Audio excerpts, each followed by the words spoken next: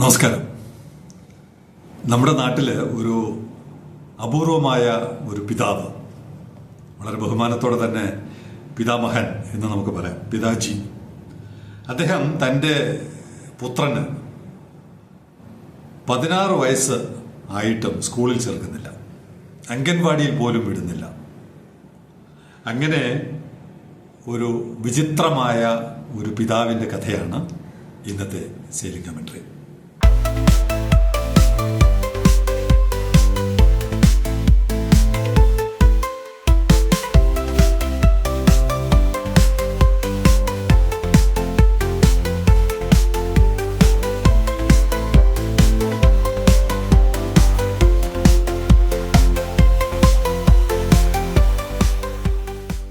മുടിയനായ പുത്രൻ എന്നൊക്കെ കേട്ടിട്ടുണ്ട്.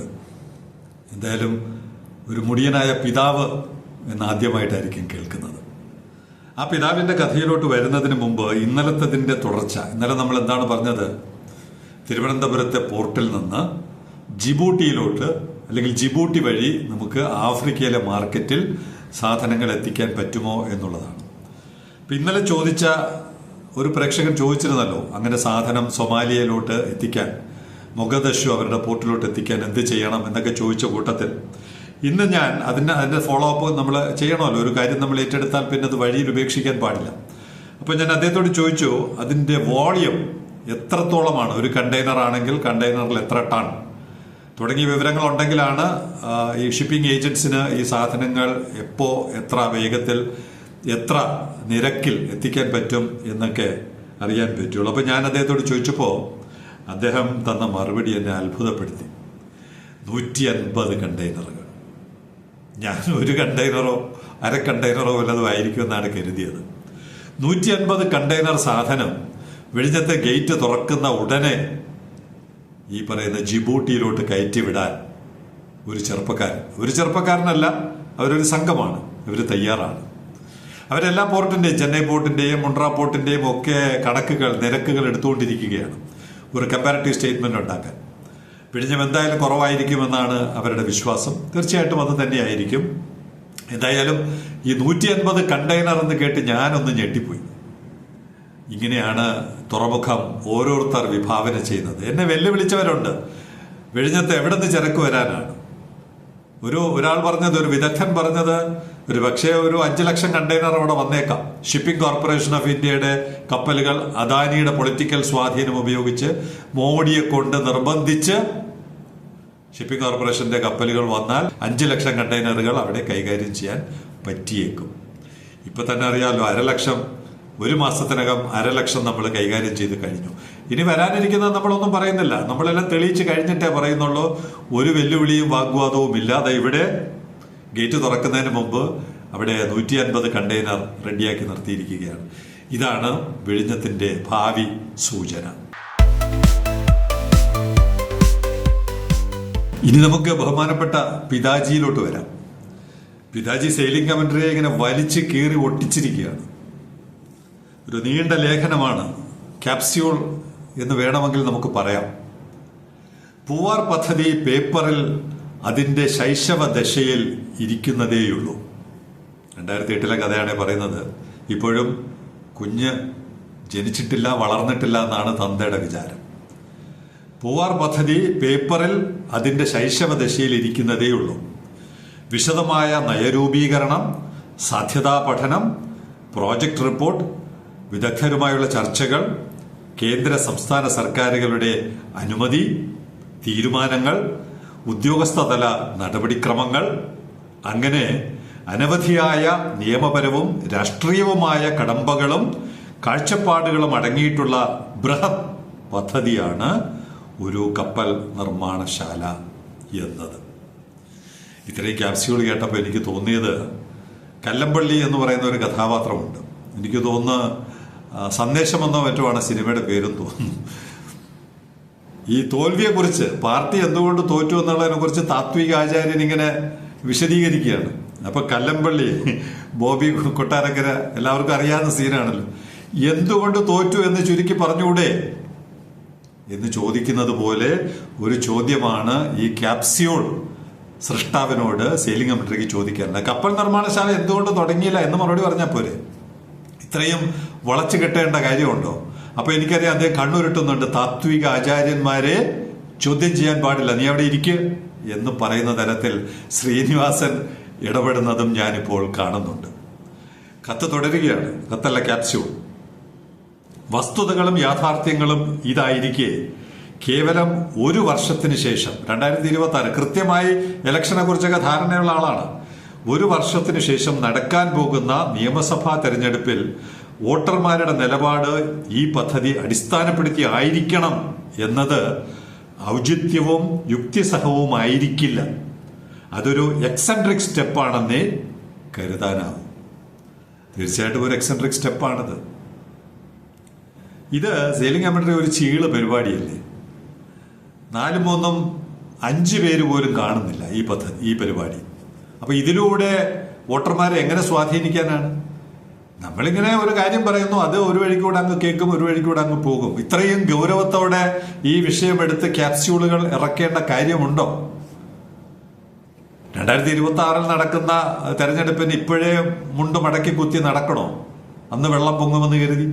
വേണ്ട, നമുക്ക് ലാഘവത്തോടെ തന്നെ പോകാം. ക്യാപ്സ്യൂൾ തുടരുന്നു. നമ്മുടെ ജില്ലയിൽ അത്തരമൊരു മഹത് പദ്ധതി വരുന്നതിൽ അതിരറ്റ അഭിമാനമേ ഉള്ളൂ. അത് ശരിയാണ്, അദ്ദേഹത്തിന് അഭിമാനമൊക്കെ ഉണ്ട് കേട്ടോ. എന്നാൽ അതിനായി യാഥാർത്ഥ്യബോധമില്ലാതെ ഒരു രാഷ്ട്രീയ ക്യാമ്പയിൻ എന്നത് കേരളത്തിന്റെയും തിരുവനന്തപുരത്തിന്റെയും ഉത്തമ താല്പര്യങ്ങൾക്ക് ഉറപ്പായും ഉചിതമായിരിക്കില്ല. അപ്പൊ എന്തായിരിക്കും ഉത്തമ താല്പര്യം? മുഖ്യമന്ത്രിയുടെ ഓഫീസ് മുതൽ, ഉപദേശക വൃന്ദം മുതൽ, ചീഫ് സെക്രട്ടറി മുതൽ, സജീവോത്തമന്മാർ തുടങ്ങി, പേഷ്കാർമാർ തുടങ്ങി, ഇങ്ങറ്റം ശിപ്പായി വരെ കുംഭകർണ സേവ നടത്തുക. എല്ലാവരും അങ്ങ് ഉറങ്ങുക, അപ്പിസി വരിക, ഉറങ്ങുക, എഴുന്നേറ്റ് പോവുക. ഇതായിരിക്കും ഏറ്റവും ഉചിതമായ നടപടിയെന്നാണ് എനിക്ക് ഈ കത്തിൽ നിന്ന് മനസ്സിലായത്. വേറെ ഒന്നും ചെയ്യേണ്ടതില്ല. 2008 എന്റെ കണക്ക് ജർമ്മനിയിൽ നിന്നാണ് എനിക്ക് ശേഖരിച്ച് അയച്ചത്. എനിക്കെല്ലാം കൂടി ചെയ്യാനൊന്നും പറ്റില്ല. 2008 27 ഫെബ്രുവരി 2008 പാർലമെന്റിൽ ചോദ്യവും ഉത്തരവും വന്നു. ഇന്ത്യയിൽ ഏറ്റവും അനുയോജ്യമായ ഒരു ലൊക്കേഷൻ പൂവാറാണ്. തിരുവനന്തപുരമാണ് തലസ്ഥാനമാണ്. അവിടെ പൂവാർ എന്ന് പറഞ്ഞ ഒരു കടൽ തീരമുണ്ട്. അവിടെ ഒരു പോർട്ടിന് വേണ്ട, വൻകിട പോർട്ടിന് വേണ്ട എല്ലാ അനുകൂല ഘടകങ്ങളും ഉണ്ടെന്ന് 2008 രേഖയുണ്ട്. പാർലമെന്റ് രേഖയാണ്, രാജ്യത്തിന്റെ ഔദ്യോഗിക രേഖയാണ്. നിങ്ങൾക്ക് ആർക്ക് വേണമെങ്കിലും പരിശോധിക്കാം. എല്ലാ തരത്തിലുമുള്ള സ്ഥലമുണ്ട്, ജലമുണ്ട്, 2.5 കിലോമീറ്ററോളം കടൽ തീരമുണ്ട്, ആഴമുണ്ട്. എല്ലാം ഉള്ളപ്പോൾ 2008 പിറന്ന ഈ കുഞ്ഞിനെ 2018 2024 ഫെബ്രുവരി കഴിയുമ്പോൾ 16 വയസ്സ് കഴിഞ്ഞു. സാധാരണഗതിയിൽ ഒരു കൊച്ച് SSLC പരീക്ഷ എഴുതി ഇപ്പോൾ ഞങ്ങളുടെയൊക്കെ പ്രായത്തിൽ പ്രീ ഡിഗ്രി, ഇപ്പോൾ +1 കടക്കേണ്ട പ്രായത്തിൽ അതിനെ സ്കൂളിൽ പോലും വിടാതെ, അംഗൻവാടിയിൽ പോലും വിടാതെ ഒരു പിതാജി പറയുകയാണ് ശൈശവ ദശ പിന്നിട്ടില്ല.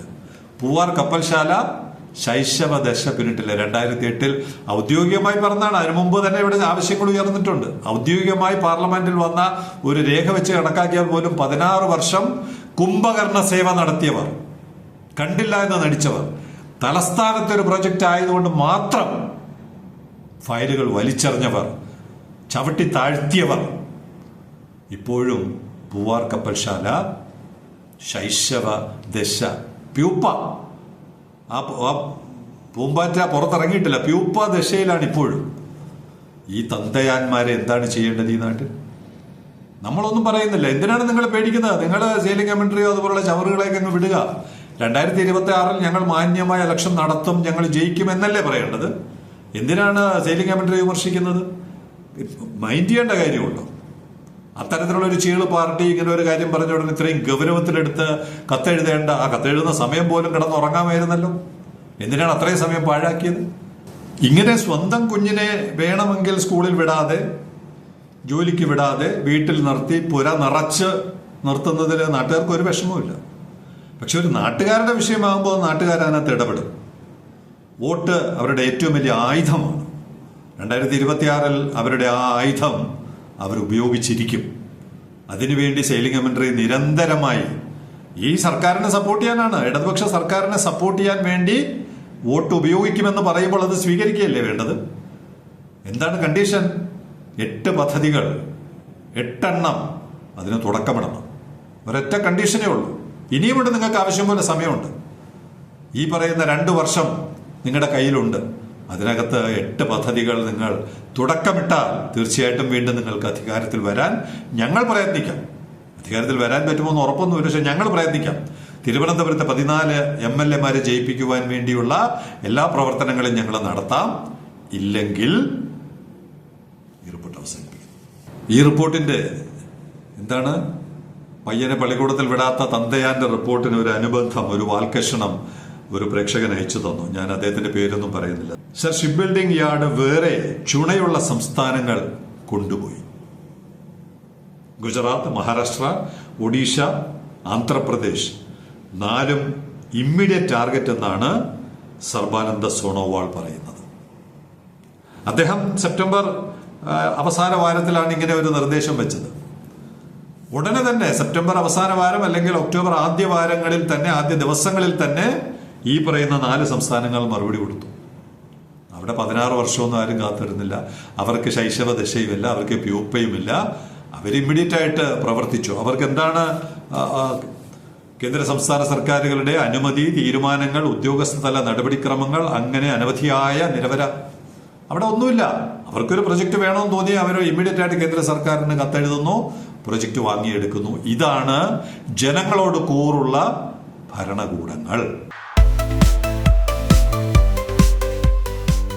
ഇനി എല്ലാവരും കണ്ടതും കേട്ടതുമായ ഒരു ചെറിയ വിഷയമാണ്. MSc അന്നയെ സംബന്ധിച്ച് റെക്കോർഡ് കൈമാറ്റം നടത്തി കണ്ടെയ്നറുകൾ ഇറക്കുകയും കയറ്റുകയും ചെയ്ത കഥ. അദാനി ഗ്രൂപ്പ് തന്നെ 10330 കണ്ടെയ്നറുകളാണ് MSc അന്നയിൽ നിന്ന് ഇറക്കുകയോ കയറ്റുകയോ ചെയ്തത്. ഇറക്കുകയായിരിക്കും ചെയ്തിരിക്കുക, കാര്യം മദർ വെസലാണ്. അത് ഇന്ത്യയിൽ നടന്നിട്ടുള്ള കൈമാറ്റങ്ങളിൽ ഏറ്റവും കൂടിയ ഒന്ന്, ഏറ്റവും വലുതല്ല, ഏറ്റവും വലുതിൽ ഒന്ന് എന്നുള്ളതാണ് അദാനി ഗ്രൂപ്പ് പറഞ്ഞിരിക്കുന്നത്.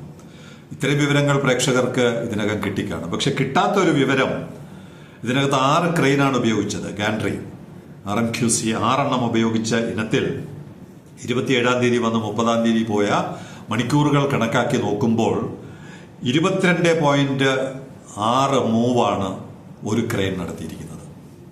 ഈ അന്താരാഷ്ട്ര തലത്തിൽ ഈ മൂവാണ് ഒരു മണിക്കൂറിൽ എത്ര പ്രാവശ്യം എത്ര കണ്ടെയ്നറുകൾ എടുക്കുന്നു, വയ്ക്കുന്നു എന്നുള്ളതാണ് കോമ്പറ്റീറ്റീവ്നെസ് പരിഗണിക്കുന്നത്. 30 ശരാശരി. ലോകം മുഴുവൻ ഒരു മണിക്കൂറിൽ 30 കണ്ടെയ്നറുകൾ ഹാൻഡിൽ ചെയ്യുന്നതാണ് ഹൈലി എഫിഷ്യന്റ് ആയിട്ടുള്ള ഒരു പോർട്ട്. ചൈനയിൽ 52 വരെയൊക്കെ ചെയ്യുന്നുണ്ടെന്ന് വായിച്ചിട്ടുണ്ട്. നമ്മുടെ ഇവിടെ 22.6 ട്രയൽ പീരീഡ് ആണെന്ന് ഓർത്തോളണം. 22.6 മൂവാണ് ഒരു ഗാൻട്രി ക്രെയിൻ MSc അന്ന വന്നപ്പോൾ നടത്തിയത്. 6 ക്രെയിൻ ഉപയോഗിച്ചിട്ടുണ്ട്. 10,330 കണ്ടെയ്നർ ഇറക്കി അല്ലെങ്കിൽ കയറ്റി. ഒരു വലിയ മികച്ച പ്രകടനം നടത്തിയ അദാനി ഗ്രൂപ്പിലെ എല്ലാ പ്രവർത്തകരെയും അഭിവാദ്യം ചെയ്യുന്നു. അതിനുള്ള എല്ലാ സൗകര്യവും ഒരുക്കി കൊടുത്ത അദാനി ഗ്രൂപ്പിനെയും നിയമപരമായ എല്ലാ പരിരക്ഷയും ഒരുക്കി കൊടുത്ത കേരള സർക്കാരിനെയും ഗവൺമെന്റ് ഓഫ് ഇന്ത്യയെയും അത്തരമൊരു വമ്പൻ കപ്പലിനെ വെടിഞ്ഞത്തോട്ട് വിടാൻ തീരുമാനിച്ച MScയെയും ഈ അവസരത്തിൽ അഭിവാദ്യം ചെയ്യുന്നു. Signing off, Elias John.